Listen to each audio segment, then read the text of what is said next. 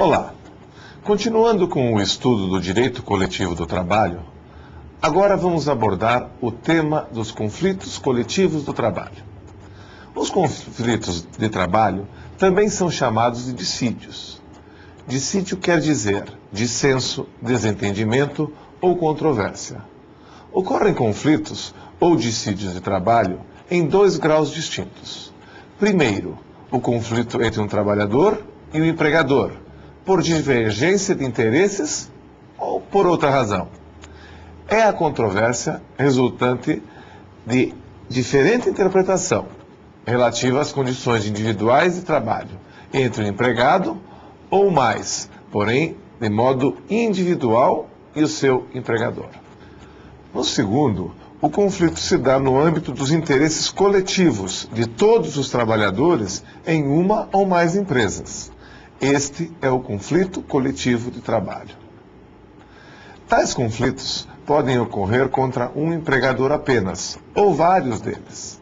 Os trabalhadores são representados por seus sindicatos na tentativa de encontrar uma solução negociada para o conflito junto à empresa, às empresas ou ao sindicato patronal correspondente.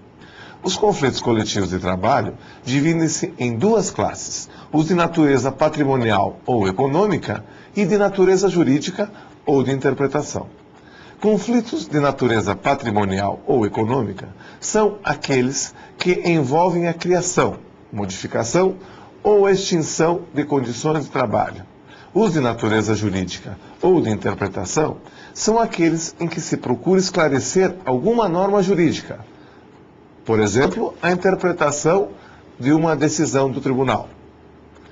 Existindo qualquer conflito de trabalho, há duas alternativas para a sua solução: o uso da força ou do diálogo.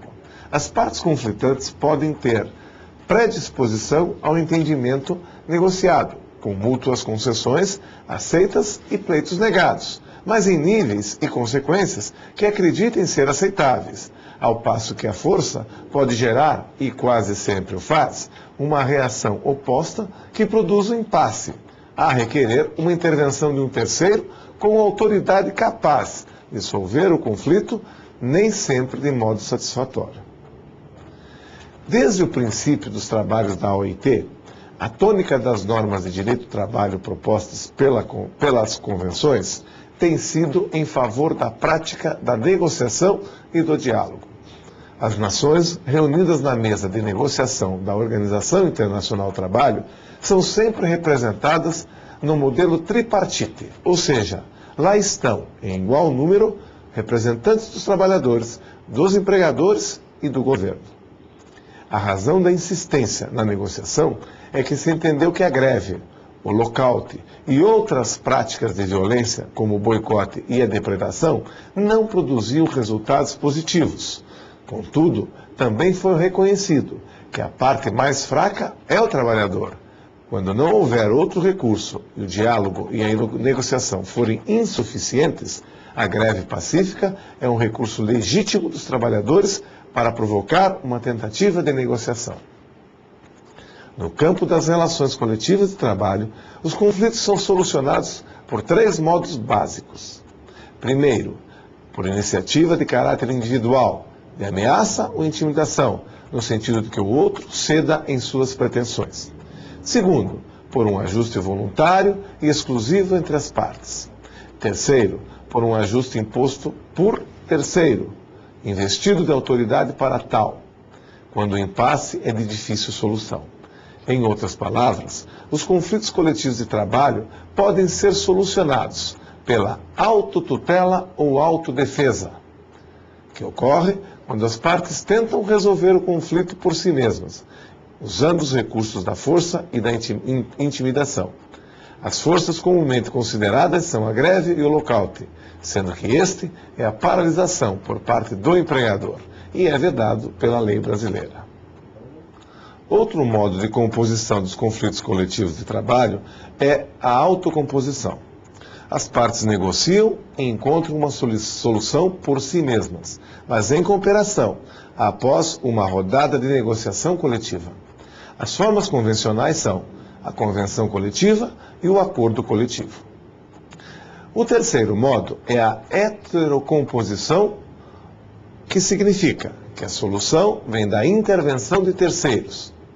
As duas formas de composição tutelada são a arbitragem e a jurisdição.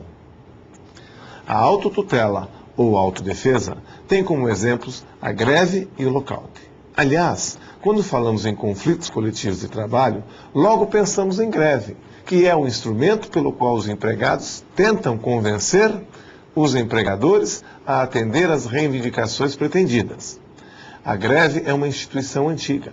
Consta que a origem do nome se deu em Paris. Sempre que alguma insatisfação social significativa ocorria, a população de Paris se dirigia a uma praça chamada de Place de la Grève.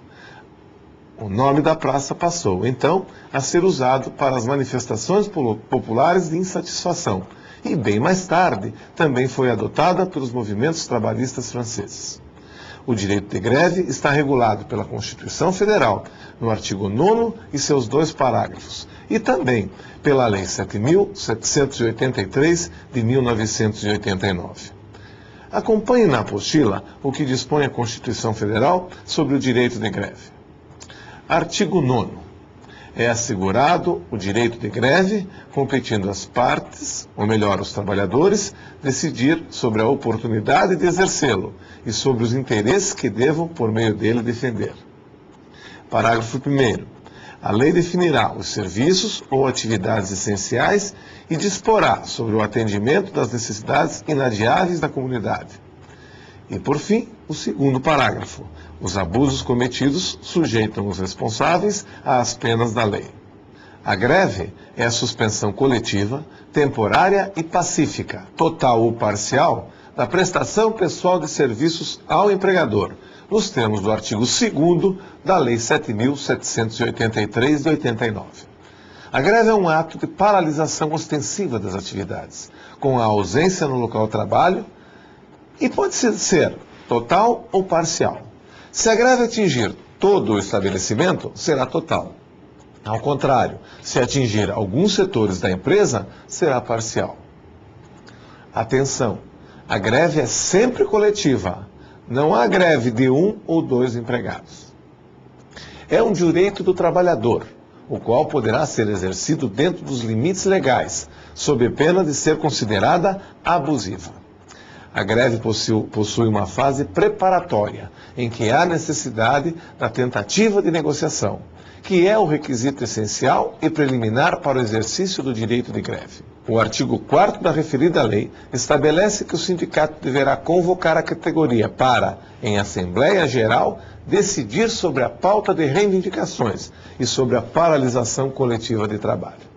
Antes da paralisação, o sindicato deverá comunicar ao empregador, com antecedência mínima de 48 horas, a que se denomina de aviso prévio de greve, como determina o artigo 3º, parágrafo único da Lei 7.783. Nas atividades essenciais, adiante discriminadas, o aviso prévio de greve será de 72 horas, a ser dado ao empregador, mas também à comunidade, sendo proibida a greve surpresa. Durante a greve, o sindicato deverá cuidar para que a paralisação não resulte em dano irreparável, seja pela deterioração irremediável de bens, máquinas e equipamentos, seja pela falta de manutenção daqueles necessários para a retomada das atividades empresariais após o encerramento da greve. Caso não sejam tomadas tais providências, o empregador poderá contratar serviços para, por exemplo, a manutenção dos equipamentos, enquanto durar o movimento paredista. Tudo nos termos do artigo 9º e parágrafo único da Lei de Greve. Por atividades essenciais, entendem-se as que são necessárias ou indispensáveis à comunidade, e não à empresa. Tais atividades estão previstas no artigo 10 da Lei 7.783. E vamos acompanhar aí na apostila de vocês quais são essas atividades. 1. Tratamento e abastecimento de água, produção e distribuição de energia elétrica, gás e combustíveis. 2. Assistência médica e hospitalar. 3. distribuição e comercialização de medicamentos e alimentos. 4. Funerários. 5. Transporte coletivo. 6. Captação e tratamento de esgoto e lixo. 7. Telecomunicações. 8. Guarda, uso e controle de substâncias radioativas, equipamentos e materiais nucleares. 9. Processamento de dados ligados a serviços essenciais. 10. Controle de tráfego aéreo. E 11. Compensação bancária. Assim, podemos cogitar de um exemplo. Se a empresa tem um hospital próprio para atender seus empregados, os trabalhadores do hospital não exercem atividade essencial, porque não atendem à comunidade, apenas aos seus colegas empregados.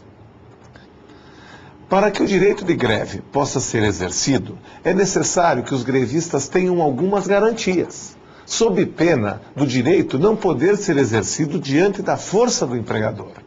Por esta razão, a lei de greve estabeleceu garantias aos grevistas, as quais estão dispostas em seu artigo 6º, e que vamos relacionar agora.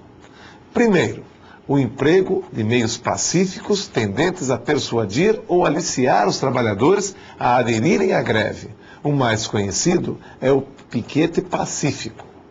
Segundo, a arrecadação de fundos e a livre divulgação do movimento. Terceiro, é vedada a rescisão do contrato de trabalho durante a greve.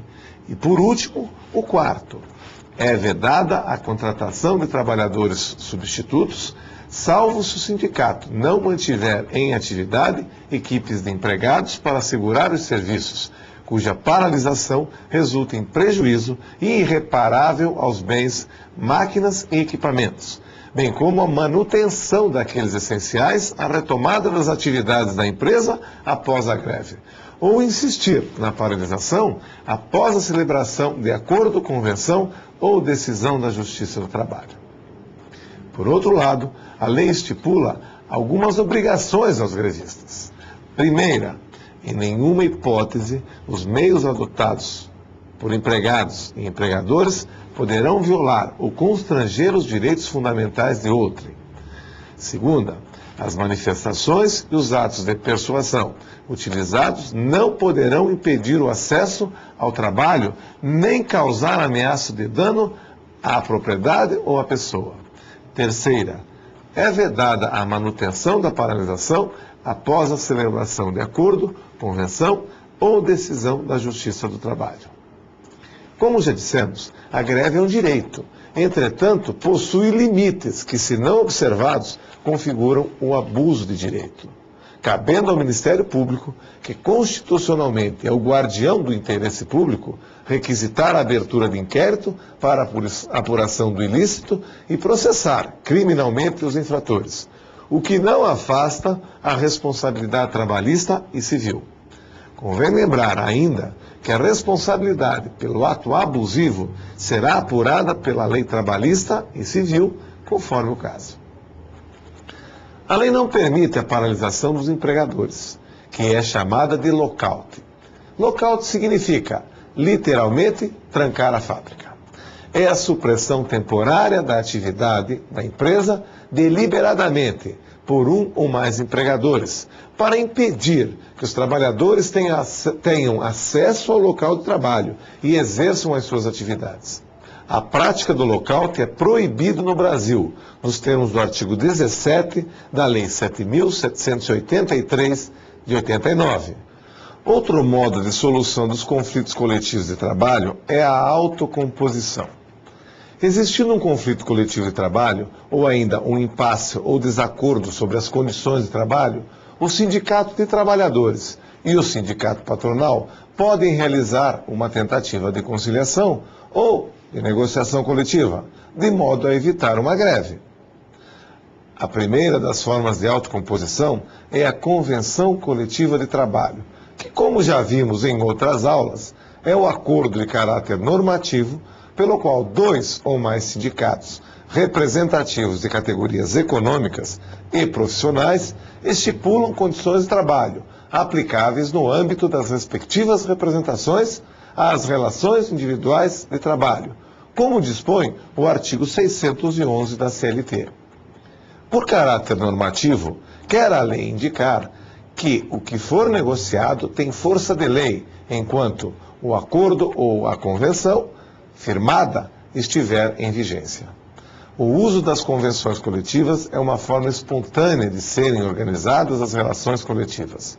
Não é por outra razão que a Constituição Federal de 1988 reconheceu plenamente o Instituto, em seu artigo 7º, inciso 26, e tornou obrigatória a participação dos sindicatos nas negociações coletivas, conforme se verifica no artigo 8º, inciso 6º da Constituição Federal.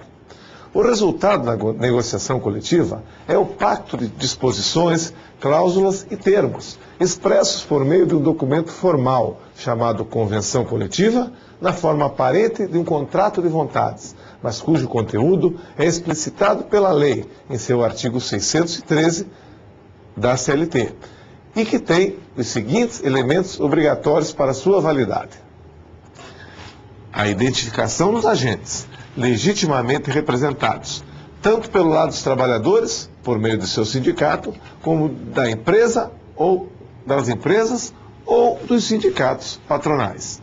O prazo de vigência, que não será inferior a 1 ano e nem superior a 2 anos. A discriminação das categorias sobre as quais o ajuste incidirá. As condições acordadas que terão efeito sobre os contratos individuais. A predisposição de normas para a conciliação de eventuais divergências surgidas na aplicação da Convenção, podendo ser por meio de comissões mistas escolhidas para controle e acompanhamento. A disposição sobre prorrogação, revisão parcial ou total do disposto no ajuste normativo. Os direitos e deveres decorrentes do instrumento normativo para ambas as partes. As penalidades previstas para o descumprimento. A convenção coletiva materializa-se, então, num documento escrito, que se constitui numa peça normativa a ser entendida, divulgada e aplicada. Uma via é depositada na Delegacia Regional do Trabalho, para fim de registro e documentação, entrando em vigor 3 dias após ser recebida pelo órgão. Como já falamos, não será permitido estipular duração de convenção ou acordo superior a 2 anos. Na prática brasileira, as convenções e os acordos têm tido duração de 1 ano, em sua maior parte. Esta prefixação de curto prazo de vigor emana da longa experiência da nossa economia com a inflação, exigindo reposição constante de perdas do salário real. O acordo coletivo de trabalho, por sua vez, está previsto na CLT em seu artigo 611, parágrafo 1º. Também é um instrumento normativo, todavia de menor abrangência. É facultado aos sindicatos representativos de categorias profissionais celebrar acordos coletivos com uma ou mais empresas da correspondente categoria econômica, que estipulem condições de trabalho aplicáveis no âmbito da empresa ou das empresas acordantes às respectivas relações de trabalho. O acordo coletivo visa atender à necessidade de um grupo de empregados, de uma ou mais empresas, e não de toda a categoria. A CLT, no seu artigo 620, determina que as convenções prevalecem sobre os acordos, a menos que este ofereça condições mais favoráveis ao empregado. Em síntese, convenção e acordo têm a mesma natureza jurídica, a mesma metodologia e a mesma finalidade, diferindo apenas quanto às partes e o âmbito de aplicação. O instrumento do acordo coletivo é semelhante ao das convenções coletivas. Entretanto, no acordo encontraremos o sindicato dos empregados e a empresa ou as empresas, sem que seja necessária a presença do sindicato patronal. Os 2 instrumentos de autocomposição estudados, por representarem a vontade estabelecida pelas partes, tornam-se normas obrigatórias de cumprimento compulsório. Por tal motivo, entre suas cláusulas, são incluídos dispositivos que estabelecem punições para o caso de descumprimento de qualquer das partes, ou melhor, por qualquer das partes, geralmente na forma de multas.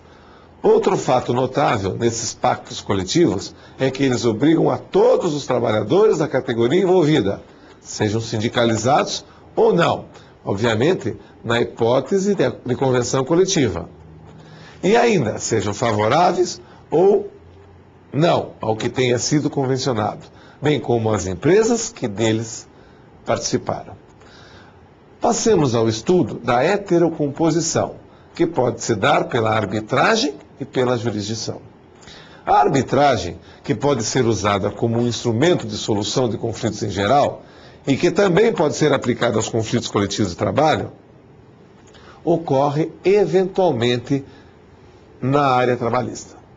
Árbitro é um terceiro, não interessado diretamente no objeto de conflito entre as partes, e nem com elas relacionado, mas por elas escolhido, que apreciará as reivindicações e proferirá um laudo arbitral.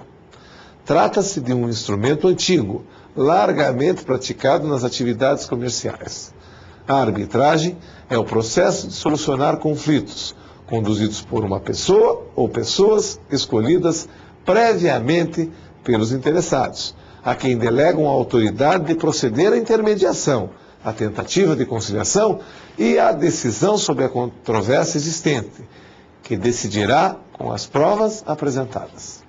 A arbitragem está regulamentada pela Lei 9.307 de 96.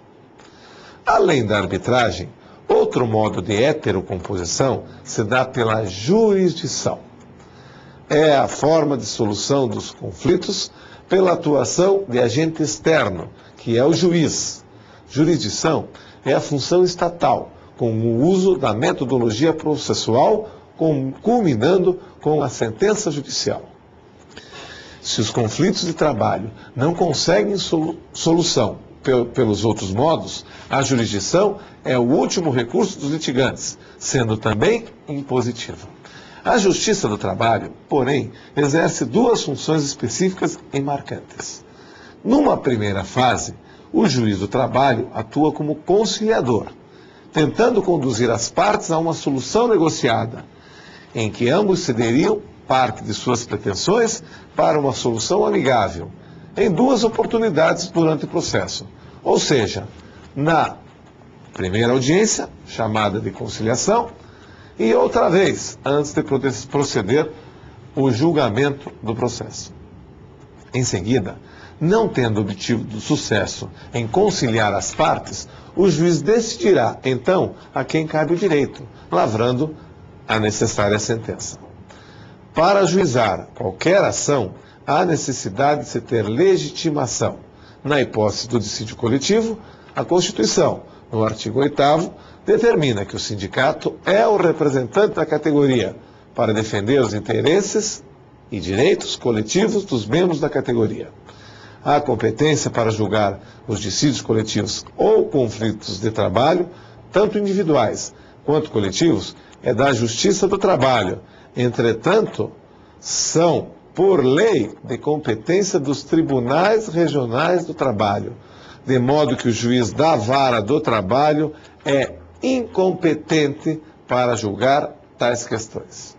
Assim, a competência para julgar as questões coletivas é do Tribunal Regional do Trabalho, onde estiverem sediadas as partes do dissídio, salvo quando o conflito abranger mais de uma região, hipótese em que a competência originária é do Tribunal Superior do Trabalho.